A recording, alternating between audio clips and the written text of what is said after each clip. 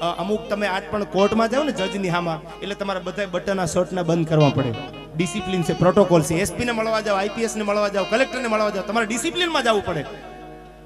એ કોર્ટના જજને મળવામાં જો ડિસિપ્લિન હોય તો તેથી અકબરના દરબારમાં રાણે કીધું તું રાણો આજે નો નમે ને રાણો કાલે નો નમે. હો ઈ દાઢીના મૂછના કાતરામાં હાથ ફેરવી અને દહેરાના પાદરમાં આયરનો દીકરો આ મૂછ ઉપર હાથ મૂકીને કીધું તું ડગલું ભરવા દઉં તો જનેતાનું ધાવણ ન લાગે. ઘોડાના પેગડામાંથી રણમલજીએ પગ લીધો. ક્યાં જ્ઞાતિ વાત છે આમાં ભાઈ? ઘણા એમ કે આ ટેજનું રાજકારણ અઘરું બહુ છે, તો પેટમાં પાપ હોય ને એને અઘરા લાગે ભાઈ.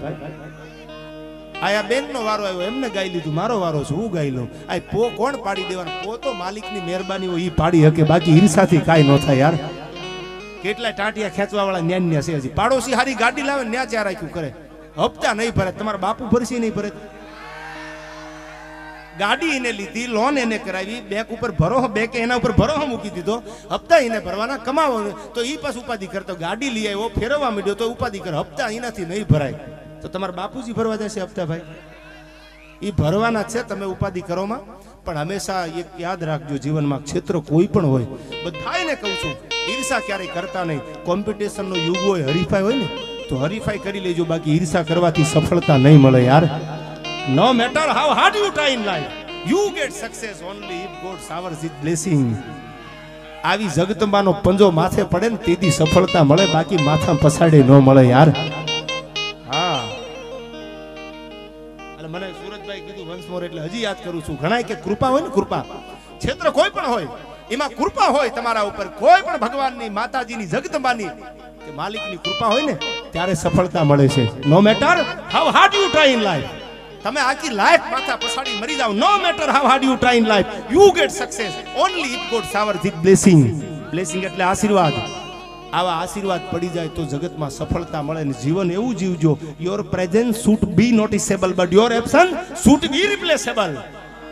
આ શેરીમાં જન્મો ને આ ગુજરી જાવ, ત્રીજી સોસાયટીને ખબર ન, આવું માઈક આંગળું થોડું જીવાય યાર. ધવલભાઈ આ મારા પરમ સ્નેહી મિત્ર, અમારે પોલીસમાં ફરજ બજાવે છે, ધવલભાઈની પણ હાજરી છે. અમારા સૌરાષ્ટ્રનો આહિર છે દીપેશભાઈ. મેં કીધું આ બધા એવા ભાઈ બંધ છે, મેં કોઈ દી કોઈ એમ કે આપણે જવું પડે સંબંધ હોય તો, પણ હું બધાને કહું છું, આ બધા બેઠાઈને કે કોઈના ડેલે બોર્ડ માર્યા હોય ને અંદર આવવાની સખત મનાય છે, એને કહી દીજો કે રાણો રાણાની રીતે જ છે ભાઈ. એને કહેજો કે અમને અમારા ઝૂંપડાનો નશો છે યાર. અને કોઈના બંગલે એવા બોર્ડ માર્યો, તમે જોજો બહુ સુધરેલા હોય ને લખ્યું કૂતરાથી સાવધાન રહેજો. એને કહેજો કે તમારી પેઢીઓ જ સાવધાન છે, ગુજરાત બીજા નંબરની વાત છે. પણ જેના બંગલે બોર્ડ માર્યા હોય, ગેસ્ટ ઇઝ ગોડ, મહેમાન અમારા માટે ભગવાન છે, યા ભલે સાસ ને રોટલો જ આપે, લુખો ખાઈ લેજો, મજા ન્યા આવશે યાર. અને આવી મહેમાન ગતિ, આવી વાતો કરું, તેથી હાથીની અંબાડીની માથેથી પડકારો કર્યો કે ચલાવ હાથી. તેથી બીકાનેરમાં કરણી બોલી છે, ત્રીજું ડગલું ભરવા દઉં તો હું મેહાની કરણી ન કહેવા. હો એક બે અને ત્રીજું જો ડગલું તારો હાથી ભરે અને ત્રીજું ડગલું ભરવા દઉં તો મેહાની કરણી નો કહેવાવ. અભિમાનમાં ગાંડો થઈ ગયેલો, કીધું ચલાવ હાથી.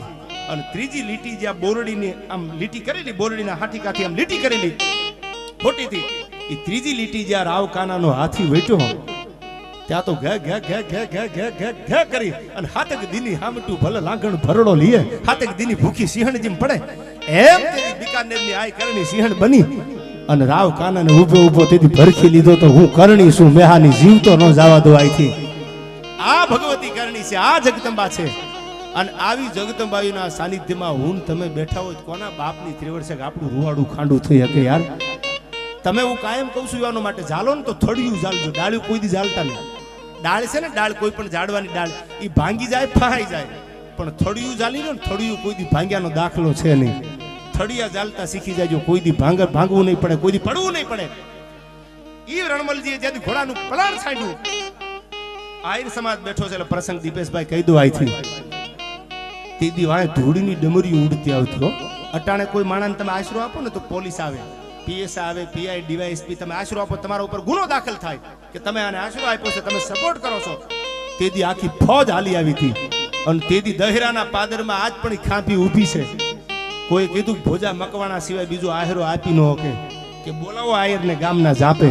અને તેથી ભોજા મકવાણાને બોલાવ્યો અને કીધું માની જા, આશરો તે આપ્યો છે, અમારી આગળ પાકી બાતમી છે, ઘોડાના હગડ આવે છે કે મેં આશરો નથી આપ્યો. ટૂંકમાં વાત કરું, સાંભળેલી વાત છે. જે દિવાલમાં સારડી પાડે એ દિવાલમાં હારડિયું જે ફરે હોલ પાડવાની, એ સારડિયું ભોજા મકવાણાના હાથની માથે ને પગની માથે ફેરવવામાં આવી હતી. તમારા હાથમાં કોઈ ખીલો ધરબી દે તો પીડા ન થાય, પણ ખીલો ધરબા પછી જો કોઈ આમ હલાવે તો પીડા બહુ થાય. તેથી જીવતા માણસની ઉપર સારડિયું ફેરવી હતી. લોહી તો ઉડતું હતું, પણ લોહીની હારે હારે હાડકાની કણસું ઉડવા માંડી હતી. પણ મોઢામાંથી એક જ શબ્દ નીકળ્યો તો, હું આહિરનો દીકરો છું. બોલ્યા પછી બીજું બોલું નહીં, ભોજો મકવાણો છો. પછી છેલ્લા જ્યારે ભોજો માન્યો નહીં, આખું લશ્કર પાછું જવાની તૈયારી હતી, ત્યારે કોકે કીધું કે ભોજા મકવાણાની જનેતાને આયરાણીને બોલાવો ને, એ સહન નહીં કરી કે દીકરાને. અને ધીરા ધીરા ધીરા ડગલા દેતી દેતી આયરાણી આવી. ભોજા મકવાણાના અંગની માથે સારડીયું ફરી ગયેલી, લોહીના ફુવારા ઉડતા હતા. તેદી આમ હાથ અડાડી આમ નાકે મૂકી અને આયરાણી પાછી વળી ગઈ.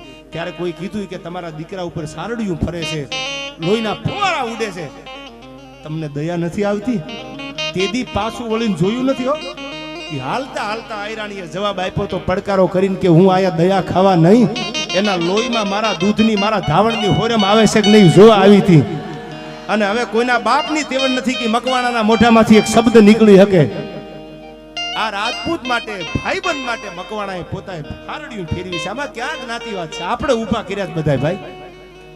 ચૂંટણી હોય ને ચૂંટણી, એ ચૂંટણી લડી લ્યો એટલો બધાને ભાઈ તરીકે કહું. ગામમાં ચૂંટણી લાવતા નહીં, હારી જાવ જીતી જાવ બીજા નંબરની વાત છે. ચૂંટણીઓ અમુક ને ગામમાં આવી ગઈ, ઘરમાં ભાઈ ભાઈ દિવાલ ઊભી થઈ ગઈ ભાઈ. એવી ચૂંટણી કોઈ દી લડતા નહીં. અને આયા આપણે બધા આનંદ કરવા મળ્યા છીએ. ત્યારે મને યાદ આવે છે સાહેબ, બધાઈને લખેલી કવિતા તો કાયમ ગાતો હોઉં છું. આ કવિએ લખી, આ કવિએ લખી, આ કવિએ લખી. પણ જુનાગઢ માટે દીપેશભાઈ જેથી રા નવગણનું માટે થઈને જ્યારે ઉગાનું બલિદાન આપ્યું ને, તેથી મેં પોતે લખેલી એક કવિતા છે કે આહીરો માટે મને પણ ગૌરવ છે કે આપણા દેશના આહીરોએ બીજા માટે પોતાના પ્રાણ દીધા છે. અને એના માટે મેં કવિતા એક અહીંથી છંદ લખ્યો છે, યાદ કરવો છે. ત્યારે પ્રસંગે બોલવા છે, પછી આગળ ઉપર અહીંથી ગાઉં છું. પણ આહીરોના જે ઉજળા બલિદાનો છે દીપેશભાઈ, કે જેને તરવારની ધારે દુનિયાને જીવતા શીખવાડ્યું અને મરતા શીખવાડ્યું. એટલું જ નહીં, લઈ લો આમાં ફરમાઈશું જેટલી છે એકચ્યુઅલી રોકાવું પડે એવું છે યાર. અમે તો અપનો ને લોટા ગહેરો મેં કહા દમ થા યાર. એટલે લઈ લો બધી ફરમાઈશું અહીંથી લઈ લો. આ મને એક પ્રસંગ યાદ આવે છે. આમાં ગાંધીજીનો ફોટો છે. જો ગાંધીજીનું આખું નામ એટલે મોહનદાસ કરમચંદ ગાંધી. વારી જાવ પોરબંદર પે વારી જાવ હે બાપ. પોરબંદર માં બે સુદામા અને બીજો વાણિયો ગાંધીજી જન્મો. એટલે ગાંધીજીનું આખું નામ મોહનદાસ કરમચંદ ગાંધી અને એના ગ્રાન્ડફાધર એટલે ઓતા ગાંધી. હું કાયમ આ વાત ઘણીવાર ડાયરામાં કરું છું. ઓતા ગાંધી એટલે પોરબંદરના જેઠવાની કચેરીના કામદાર હતા. મરદા મર્દ વાણિયો. પોરબંદરમાં વાણિયો એવો જન્મો. અને એક અમારું બરવાળા સાણીપુરની બાજુમાં ઘેલાહા, આજ પણ ઘેલો વાણિયો અમારે. વધી તોલી વાણિયા તારી લેખું મેઘાણી. અને ચોટીલામાં જન્મેલો અમારો ઝવેરચંદ કાલિદાસ મેઘાણી વાણિયો. એટલે ઈ બરાબર આપને વાત કરું તો ઓતા ગાંધી પોરબંદરના જેઠવાના કામદાર હતા. એમાં મંતન થઈ ગઈ. એટલે કીધું કે બાપુ મને મજા નહીં આવે, હું ઈ વાણિયો નથી હો. એટલે નીકળી ગયા ઓતા ગાંધી. આવી ગયા પોતે પોતાના વતન પોરબંદરમાં, પોતાના ઘરે આવી ગયા. એ વખતે જુનાગઢમાં નવાબ સાહેબનું રાજ હતું. એટલે નવાબને ખબર પડી કે આવો ડાયો વાણિયો આપણને નહીં મળે. એટલે એને સમાચાર દેવરાવ્યા કે ઓતા ગાંધીને કયો અમારા રાજમાં આવવું હોય જુનાગઢમાં વહીવટ કરવા, તો એ ગે એટલા પૈસા આપી દો. ઉઘડતી કચેરીએ ઓતા ગાંધી જુનાગઢ આવ્યા. સડપ સડપ સડપ સડપ કરીને વાણિયો નીકળ્યો ભાઈ. થોડી વાર અવાજ ઓછો કરો ભાઈ, મને ખબર છે માલ હે તો મોહબ્બત હે યાર. શું ખેતા કાકા કહે છે એકચ્યુઅલીમાં? હા વાત કરી લો ખેતા ભાઈ. આ બધી વાતો તો મને હાડમાં વાલી છે યાર. અને બીજે બોલ્યો છું, આ તો આહિરનો ડાયરો છે, પ્રોગ્રામ છે. બાકી આહિર સમાજ ન હોય ને ન્યાય વાતો મેં કરેલી છે. એટલે ઉઘડતી કચેરીમાં સડાપ સડાપ સડાપ સડપ કચેરીમાં ડગલા દીધા હોતા ગાંધીએ. એટલે જુનાગઢનો નવાબ જેની કચેરીમાં મૂછ માથે હાથ નો મુકાય, દાઢીના કાતરામાં હાથ નો નખાય, આવી જેની જાહો જલાલી. અને એમાં જ્યારે હોતા ગાંધી આવ્યા અને આમ ડાબા હાથે સલામ કરી વિપુલભાઈ. એટલે કોઈએ કીધું કે હોતા ગાંધી તમે ગાંડા થઈ ગયા છો, વાણિયા તારું મોત આવ્યું લાગે છે. કેમ કે આ તો જુનાગઢના નવાબની કચેરી છે, આને જમણે હાથે સલામ કરાય, ડાબા હાથે સલામ ન હોય. તેથી આ ગાંધીજીના ગ્રાન્ડફાધર હોતા ગાંધી મોહનદાસ કરમચંદ ગાંધી, અને કરમચંદના બાપુ એટલે હોતા ગાંધી. એને જુનાગઢની કચેરીમાં કીધું તું એ કે સલામ જમણા હાથે તો હું પોરબંદરના જેઠવાને જ કરું, બાકી તમને કોઈ દી સલામ ન કરું જમણા હાથે. નવાબ એ હાથ તો પોરબંદરની કચેરીમાં જમણો હાથ જમા કરાવીને નીકળ્યો છે, ડાબા હાથે જ સલામ કરીશ. એના દીકરાનો દીકરો એટલે ગાંધીજીને એને પ્રતિજ્ઞા લીધી હતી કે જો તમારા મૂળિયા ઉખેડી ન નાખું ગોરાઓ હિન્દુસ્તાનમાંથી તો મોહનદાસ કરમચંદ ગાંધી નો કહેવાવું.